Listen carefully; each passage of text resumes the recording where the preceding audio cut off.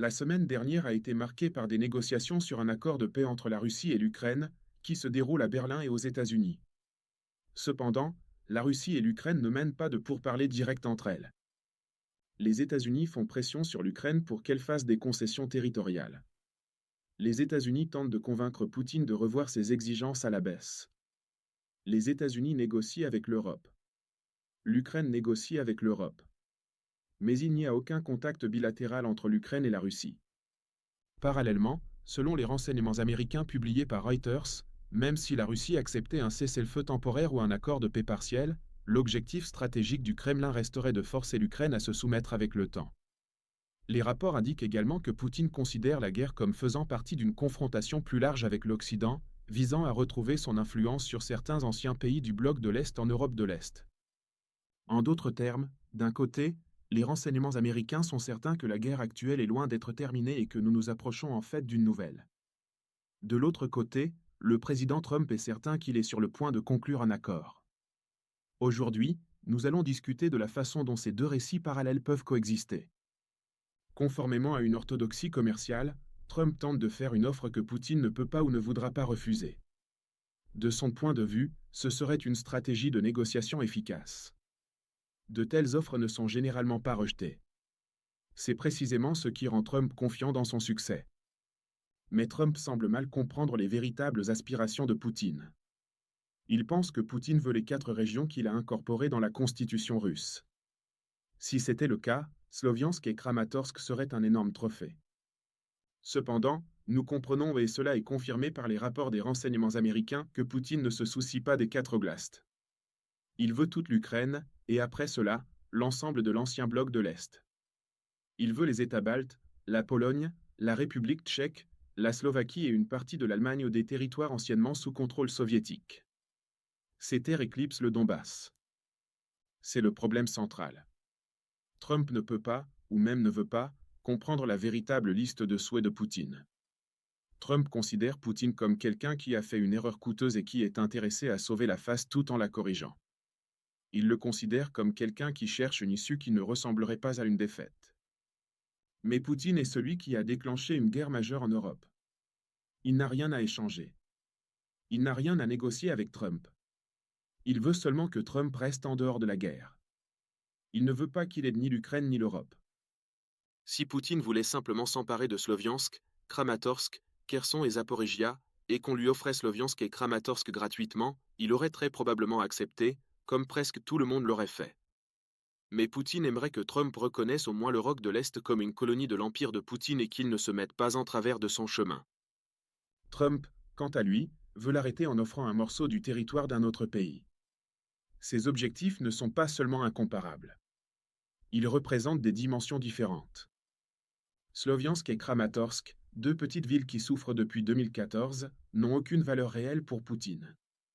Il ne cherche même pas de profit en capturant plus de territoire. Il avance simplement à travers des tas de gravats. Pourquoi voudrait-il mettre une autre région et une autre ville déprimante sur la liste de paix de l'État? La Russie n'en manque pas. Poutine cherche à établir son contrôle sur toute l'Europe de l'Est. Les gravats et les villes déprimantes qu'il capture ne sont pas ses gains. Ce sont sa méthode pour intimider les autres. Le message est le suivant: à moins que vous ne capituliez, la Pologne partagera le sort de l'Ukraine. Voulez-vous que les vieilles villes de Riga et Tallinn restent intactes? Ou préférez-vous voir toutes les structures rasées? Votre meilleure option est de vous rendre dès que notre armée atteindra votre frontière. Tel est le fond du message de Poutine. Le deuxième objectif immédiat de Poutine est de maintenir Trump dans l'ignorance. Il doit entretenir l'espoir de Trump de remporter le prix Nobel de la paix. Il ne doit pas refuser catégoriquement de s'engager. Il veut empêcher Trump de franchir l'étape suivante, comme sanctionner le pétrole brut russe. Selon le plan de Poutine, Trump doit être tellement concentré sur un règlement pacifique qu'il fermera les yeux sur toutes les manœuvres de Poutine. Pour y parvenir, Trump doit être piégé par le biais des coûts irrécupérables. Il a tellement investi dans sa vision du monde et a déclaré que son ami Vlad céderait, qu'il lui sera extrêmement difficile d'admettre l'échec. Plus les pourparlers traînent en longueur, plus le dilemme de Trump devient inavouable. L'estime de soi de Trump est une arme très puissante entre les mains de Poutine. Tout le monde déteste admettre une défaite. Les gens retardent majoritairement cette admission en se raccrochant à n'importe quelle branche. Mais ici, nous avons Donald Trump, un homme qui orne ses jets et ses gratte-ciel de son nom, émet des visas d'immigration, Gold Card, ornés de son portrait et s'aime immensément. Il est facile de le maintenir sur des montagnes russes émotionnelles et de le garder, à un pas seulement, de la paix. Il suffit de pousser Zelensky et de dénigrer l'Europe, et la nouvelle formule fera sûrement des merveilles. C'est exactement le genre d'escroquerie que maîtrisent à la fois Poutine et la diplomatie russe alignée sur Poutine. Trump s'accroche encore à ses promesses. Le côté russe continue de faire semblant de vouloir des concessions spécifiques de la part de l'Ukraine, prêtes à être négociées. Ils réussissent à semer la division entre les alliés. L'administration Trump exerce, selon les rapports, une pression constante sur l'Ukraine et l'Europe, ce qui ne ressemble pas au comportement d'un allié. Mais qu'en est-il de l'Ukraine et des autres parties prenantes? C'est exactement la même chose. Elles s'efforcent toutes de garder Trump à la table des négociations à tout prix. Elles visent toutes à ne dire à Trump que ce qu'il veut entendre, en évitant toute promesse irréaliste. Il est clair que ni le président Zelensky ni aucun autre président ukrainien n'accepterait de céder du territoire. C'est la nature de la plus haute fonction du pays.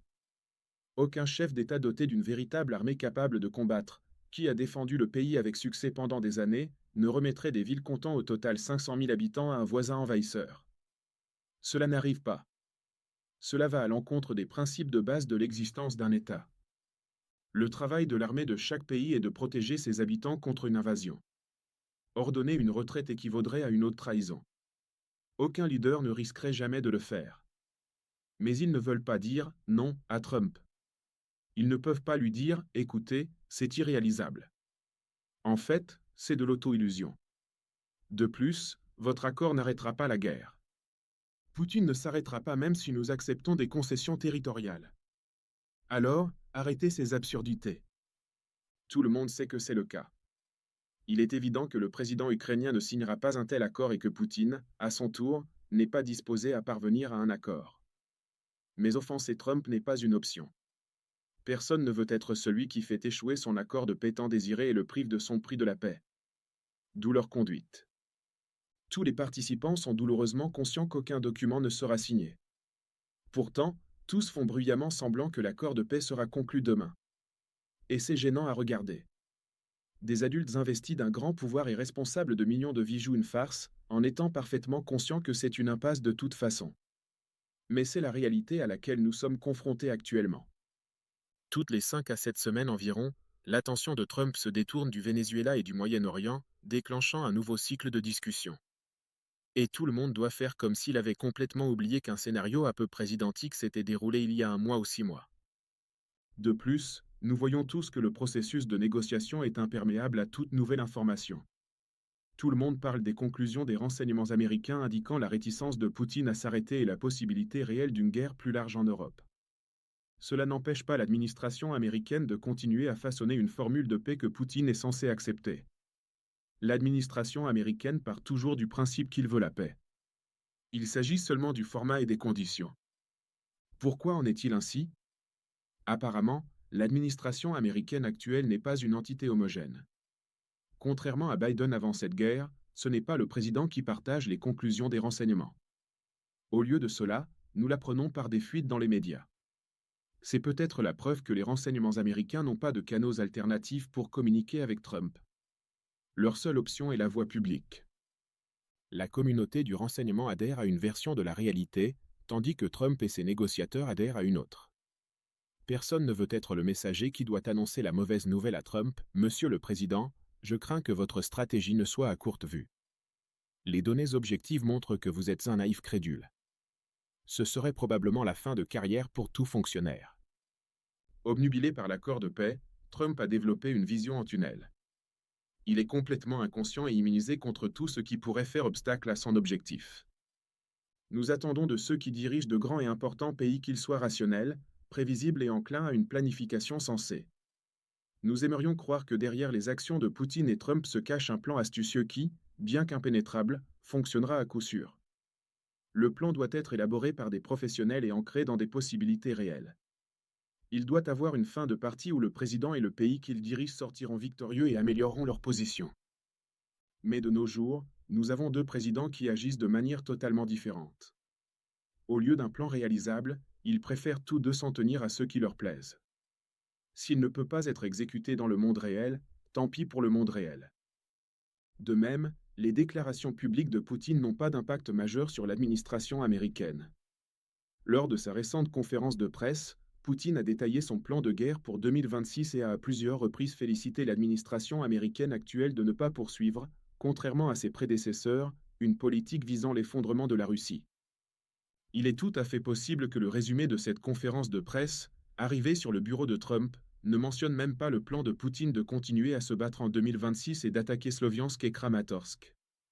Au lieu de cela, adapté à ses préférences, le résumé pourrait louer sa politique comme une amélioration par rapport à celle de l'administration précédente. De même, il n'est pas exclu que Trump n'ait pas lu le résumé non plus. On lui a peut-être simplement dit ce qu'il voulait entendre. Combien de temps tout cela peut-il encore durer? Combien de temps peuvent-ils maintenir des négociations où les deux belligérants ne cherchent même pas à négocier? Combien de temps peuvent-ils garder Trump dans les limbes? Remarquablement, cela fait presque un an. Pour l'instant, nous ne pouvons nous attendre à aucun événement qui change cette tendance. Essentiellement, dans l'état actuel des choses, les négociations sont contestées par deux côtés. L'un est Trump, qui se protège de toute information négative.